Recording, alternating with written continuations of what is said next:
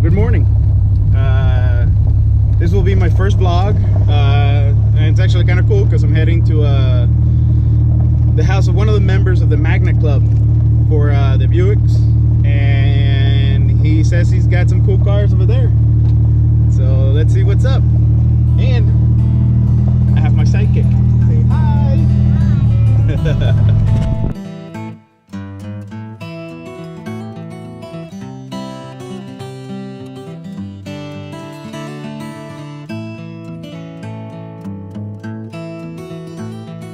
So this car came to me like a local car. Guy doesn't live too far from here, but he's been sitting on it for about 3 or 4 years now. And met him on the board. You know, when he had the car, I said, "What are you doing with this thing? Do you want to fix it up? Do you want to sell it?" And he basically had a lot of money invested. Oof. And the car was done pretty bad. Like whoever did this car before, you know, basically failed at audio installation for problems I had to fix. Alarm, some of the gauges were hooked up with speaker wires, some burnt out switches that were causing shorts. Oof. So, you know, I gotta find me a set of these in that condition, like perfect, because mine are all cracked. Oh well, at least that's nice. So we took the motor, took everything out. He said he wants some stuff powder coated, and basically putting everything back in, checking to see what he had. Redoing all the vacuum hoses. They're actually decent hoses, but I wouldn't pay $130 for them like that. Oh, dude, that's another thing. Like I've seen it a lot on the boards where they're paying $240 for these hose kits. Yeah. And I don't know if they're getting. They're not going to collapse, but they're just not really that great to work with. I'd rather work with the airbag hoses from like Airlift. Right. If you want to run like good vacuum line with push lock fittings. Yeah. I prefer them. Anyway, tested out his coil. He had. He also has to pass Delaware inspection. So I got my tax historic, and I don't know. I drive it a lot, but not. I mean, you know, the police are out after the guy that's driving the 1986 Corolla, obviously trying to avoid emissions. You know what I mean? Not a classic. So I got that going for me. So we got to put new fender wells in. He had NA ones. Oh wow! The intercooler, he had new GN One Performance intercooler put in. Actually, I want to get this pipe for mine. And same with the down pipe. On Only the other knock side. about the GN1 intercoolers, you got to clock the turbo for it to fit. Well, how's that wastegate working with that? Because on mine you can only push it down. So You when I have had to stop play with it a little to massage it. So what I did was we took the mounting bracket and moved it over a little. And drilled a hole so we could push up the wastegate about another 1 to 1/2 inch up, so it wouldn't be too bent. Because typically you have to grab the arm and kind of bend it into an S shape for it to work. Right. When you're clocking the turbo. Okay. Yeah.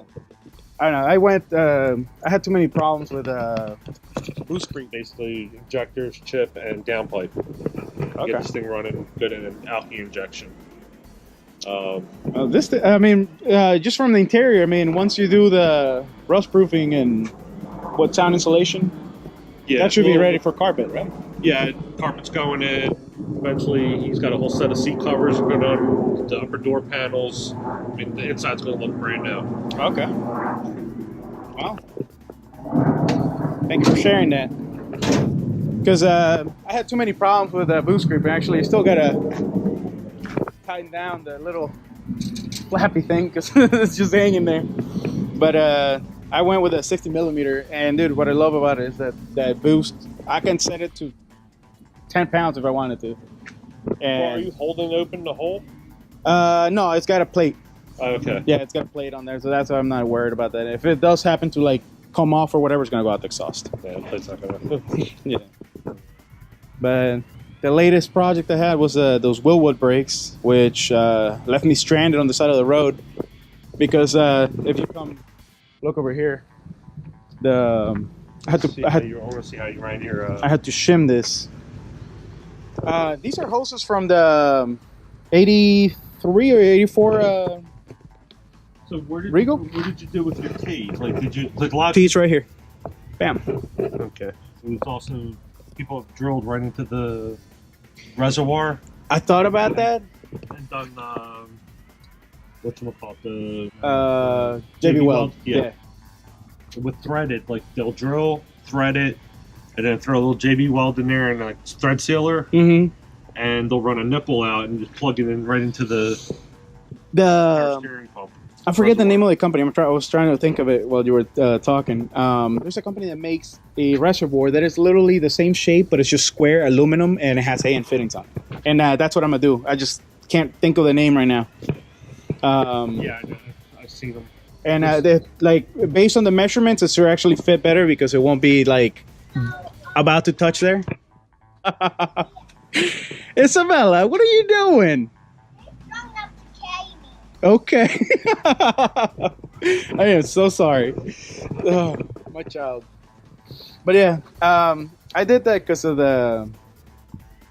Wait a minute, we were talking about that. Yes. I was going back to the wasted for whatever reason. I love that thing, anyways. But yeah, that thing sits flush, sits a lot lower, and I just realized this is leaking. Why is that leaking? That's odd. Maybe the gasket. You got vacuum hose, vacuum port. Yeah. I got rid of this thing, and what I did is I ran a dash 6 to that, and then. So this is your feed into here, and then. Yep. Cruise control, evap, and the other one's my methanol. I still have 2 more ports in the back. Well, on the back of the intake, there's 6 ports. One's going to the blow-off valve. I did this one straight into the front of the manifold. Then I have for the heater core going to there, and another one dedicated feed for the boost controller. Because I don't know if you saw, I mounted the map there for that. Because I wanted to keep this map. I had put that here, and then I sold this one, thinking I was gonna put it back, but then I realized that I lost functionality of the gauge that I had just paid $100 to fix. So I gotta get another one of those map sensors to put it on there back to so the stock gauge works. So do you have this hooked up power logger? Yeah. Okay. I have the SD2 chip. This is your separate ground you're running. And yeah, all dedicated grounds. I relocated all the wires from the starter too. Like, I don't know if you can see this harness right here, but that's what used to be on the starter. I extended and soldered all of those out of there and make it easier for me to work on. Your metal gauge, your metal wire tube right here. Just this. Yeah, I'd probably just go with hand hose. Well, the original reason That's why I already did. looking like it's a little crimped back there. Oh, is Taking it? at 90. The original reason why I did these, and I was gonna do AN for these two, is because when I go to the car shows, I've noticed a lot of people touch. Like, for example, at that Cecil County event, everybody just touch, and I don't like that. And you know, somebody jealous or somebody that's messed up comes and pulls one of those. I don't notice it. I put the hood down, go romp on it, and blow my engine. So, and that's another reason why I did these. Where'd they go? The other reason why I did these is because these are really hard to take out and to put in. So I probably noticed if somebody did try to put something in the engine like that. Because I read that story of that guy that had sugar put in his engine on the forums. So what happens is on these cars, typically you have the cowl inside where it has a little rubber flap in there. Right. Below the heater core. Right. If that gets clogged up, it's going to stop that from closing, and water's eventually, it's going to basically build up like a dam, like a beaver. Right. And it's going to overfill the cowl, and it's going to pour right into our cars. Oh. I had an 82 Cutlass Supreme. years ago, and the back seat was filled with about 2 inches of water one day, and I was like, what the? But you know, that's where you always tell people, make sure you check all your pins on your ECM. Oh God.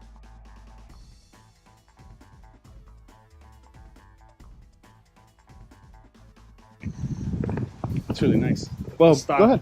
Wow. I like that cover. Yeah. I don't think I'll ever dish out, and that is real carbon fiber too. Nice. Is that that's spool the new full piece? spoolful piece. I think once I bolt it down, it should be okay. Yeah. I think that right now it's I just stressed because I bolted the fan onto it loosely. Oh, okay. Like right now, I got this up because I'm doing. I changed the proportioning valve to Willwood. I wasn't getting a good pedal proportioning valve, and I also had to clean up a little leak I had underneath. So I did the rear main and the whatchamacallit crossover stall. This looks so nice though. What intercom do you have here? This is a Dut neck front mount. Oh. Tutwiler. I'm sorry, Tutwiler. Oh wow. It's ancient. Hey. I know. 2.5 inch pipe going up. Yeah, it basically looks like an ESP front mount intercooler. Have you seen it? Yeah. 5 inches thick. So, here we go. All right. So this year we got a little bit something special for everybody coming out to Cecil County in September 15th and 16th. One of our great vendors, Mike Bannard, Spoolful. He's been graciously enough to give us a nice little care package, and we're going to be raffling off some of these goodies. Everybody's familiar with this steel one. We got the radiator cover. This one's been nicely powder coated. I just want to grab one of his fiberglass ones. And as you can see, this one has a nice gel coat on there. It's almost comparable to what you're going to be getting. So this probably is about 10 ounces. This one's about 3 pounds. There we go. So we got this version of the stock one, and for you guys that want to go a little bit modified, we got the flatty. And this one goes right on, bolts up in the same locations, has the holes in there for the radiator mounts, bushings. All right. And we will be giving away a set of front fillers for all you nice boys and girls that show up to Cecil. I'll be buying my raffle tickets. Here, G-Body Parts is probably going to be giving us something really special, so you might want to stay tuned to that. If you love the Buicks, if you love racing, you're in the area, don't happen to be going to the other rained out event, GS Nationals, come up here to Cecil County Raceway. There's going to be tons of Buicks, even if you don't even own one. The people that you'll meet and the cars that you'll see will be astronomical. Can't explain it. There's videos out there to look at, but nothing beats coming to person and seeing these cars. Come on out to the Cecil County Raceway, the Northeast Buick Regionals. September 16th. You heard it here. That's awesome. I really like those pieces, though.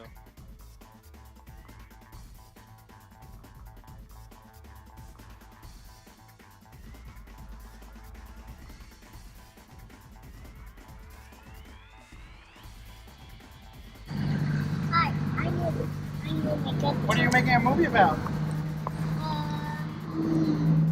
About finger puppet. Hi, I'm a finger puppet and I'm an alien with teeth that are sharp. And that's why I'm going to get my pocket. See you later. I made my own newbie. Can I see my own newbie?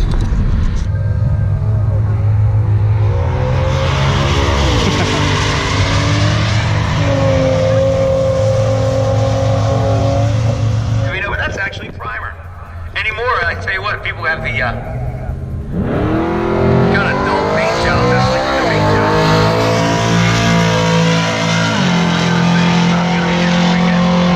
Man, that was.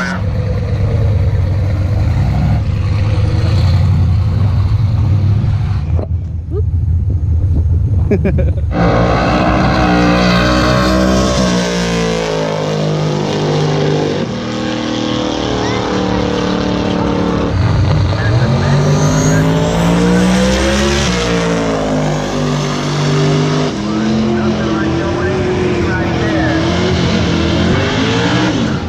fancy, just a good solid run right there.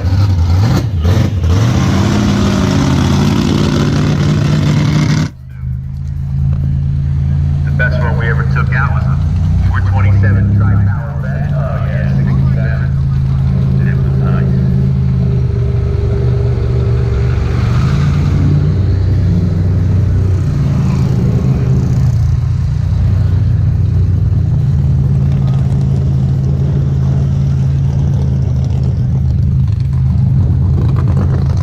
Ready?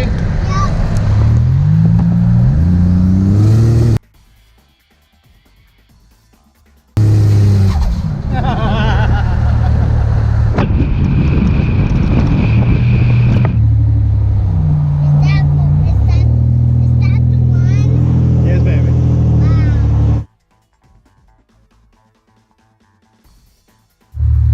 So that's it for today. I'm on my way back home. I got a really nice car behind me. Got a happy little one over here, hot. And yeah, that's it. I hope you guys enjoyed the video. Please subscribe and make suggestions in the comments about videos that you would like to see on the channel. And that's it for today. Thank you. And go.